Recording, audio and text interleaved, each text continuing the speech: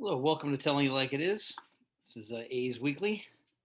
It's Dave Scholler. A really rough week for the A's. Needed a 4-2, he said. We had a 4-2, or possibly even a 5-1 if Bob Melvin wasn't asleep in the dugout like Joe Biden. But instead, we had a 2-4 week, and in my opinion, being four out right now, I think we're done. Just because we're not recovering from Bassett, and well, we'll get to all that in a second. But Bob twice this week. You're up 4-1 and 6-3 on Detroit. I know Detroit's a decent team, but you got to win that game. Detroit's bullpen is god awful, and of course, we don't add on.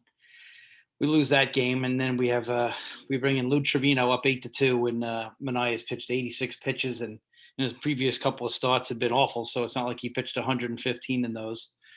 And then a day later, Bob, we get Jeffries in there. He's thrown 36 pitches. He's pitched 2 1/3. He is a starter and hadn't thrown in a little while. And we get it back to 4-3. The A's battle back, and hey, Bob decides again to put people out there, and so all of a sudden it's 7-3 within three batters. And I like Bob Melvin; he's a good match, but sometimes it's time to go. And I always have two things as a coach myself for 33 years, baseball and basketball, and a referee is also, and now an umpire. Um, I have a big thing. If you start believing your own bullshit, I think it's time to go.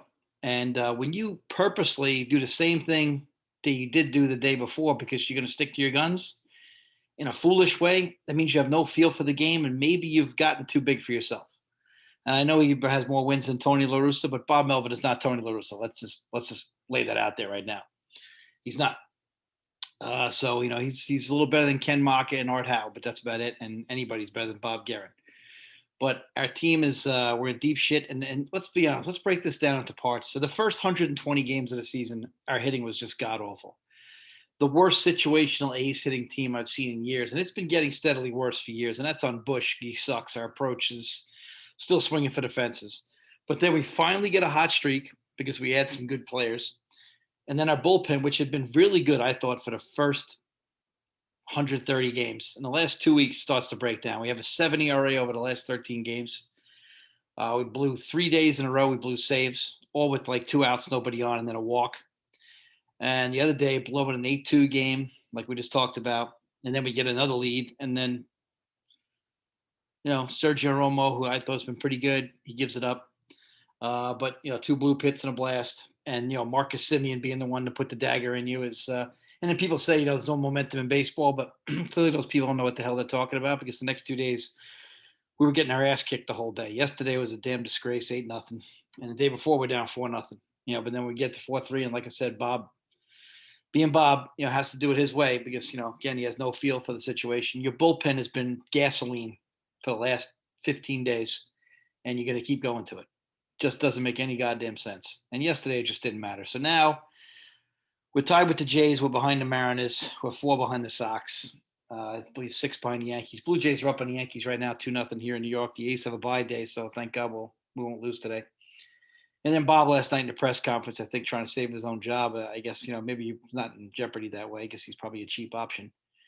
There's no reason Bush must have a job is saying, "Oh yeah, I think our best baseball's ahead." Yeah, but you got to play 6 versus the Astros, 3 versus the White Sox. This is and I believe 6 versus the Mariners. This is not good. You got 25 games left, and right there, that's 15 of those games are just against really tough teams that are all in the hunt.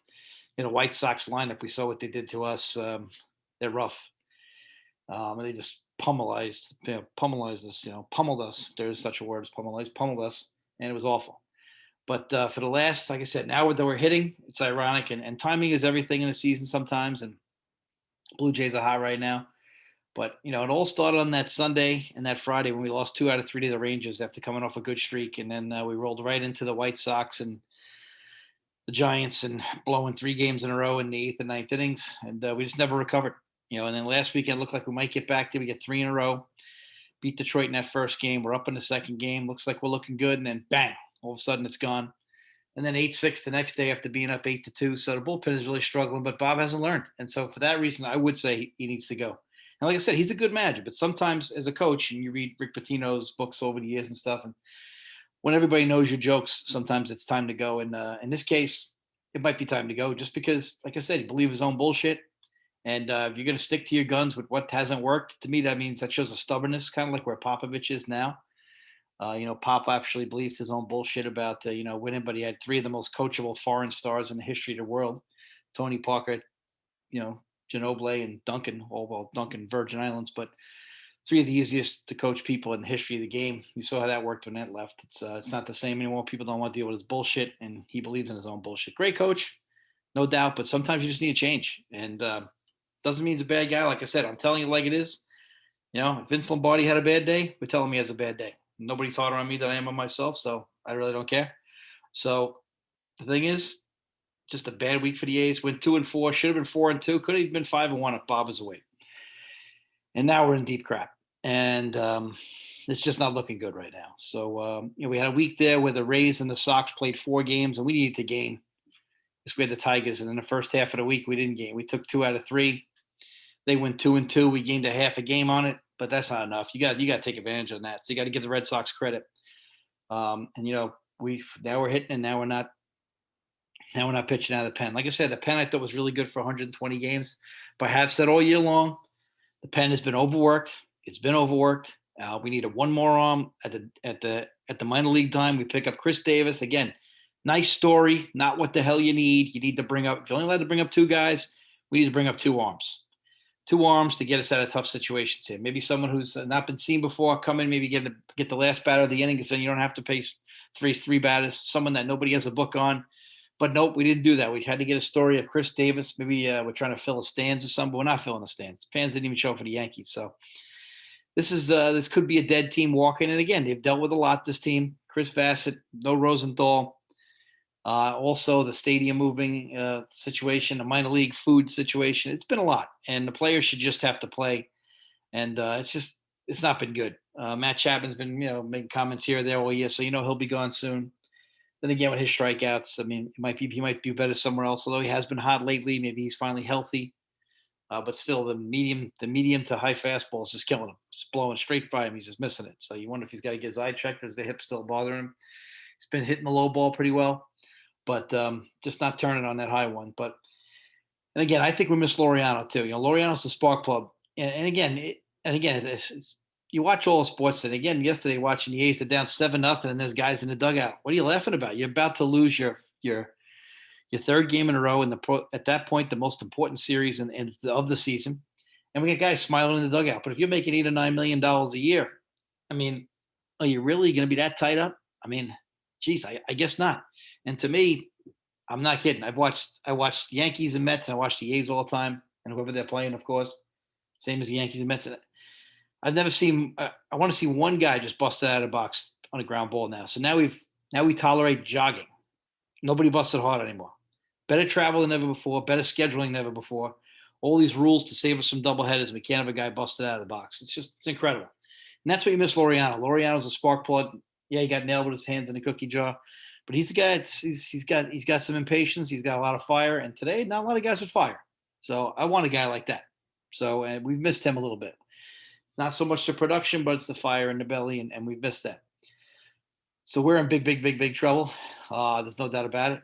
Like I said, being 4 out, and we're now chasing the Mariners instead of being able to put them away over the last 6 weeks of chasing us down. We didn't do that. And so now you're going to get a live team there, and they're missing their best player the whole season. And our bullpen has just been awful. And so what can you say? And like I said, Bob, I think, and like I said, he's a good manager. He's been the best manager we've had in a long time.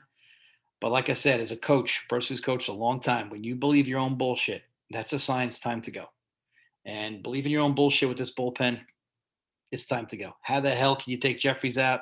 How the hell can you take Minaya out? And it's not like that's the first day your bullpen went bad. Your bullpen has been going bad. But then again, maybe Oakland doesn't deserve this team. I'm not out there living where you guys are, but if we're not going to re-sign our guys, and Marcus Simeon's going to beat us, and he's a free agent at the end of the year. I mean, if you're moving to Vegas, all right, show me something. Re-sign Marte and re-sign Harrison. Show me something. Re-sign those 2 guys. Show me something. If you go into Vegas and you're not going to re-sign those 2 guys, then what the hell's the difference in going to Vegas? Only bad thing about Vegas is the ball's going to launch. We're going to become the laughing stock like Colorado. Everybody will be checking our splits.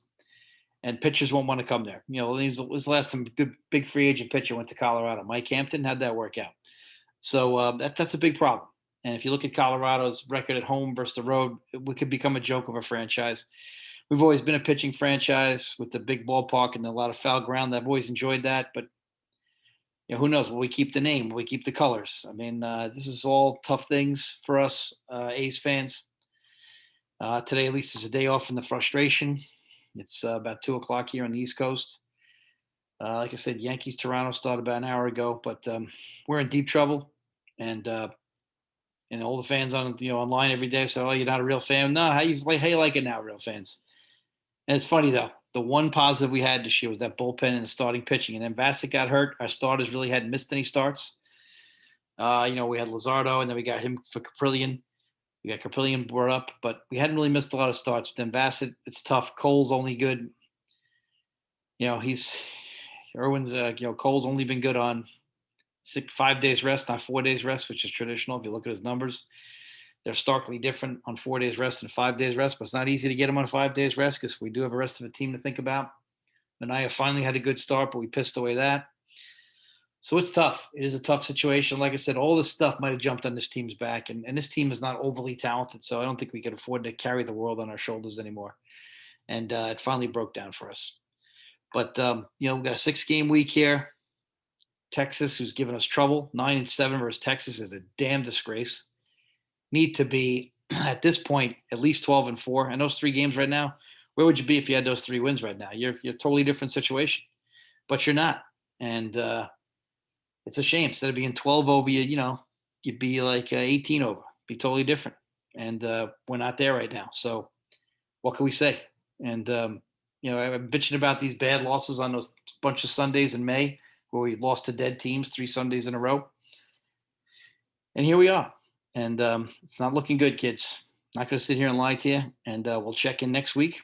Also, on my podcast, I have my football previews coming up. AFC West preview, doing that today. Want to listen up. Got Raider fans and Bronco fans right in my own family. My son's a Bronco fan, so this should be interesting. Got Raider fans in the family, 2 of those. Got some previews there for you, so check it out. iTunes, Spotify, Anchor, all kinds of places. Let us know what you think. Take care.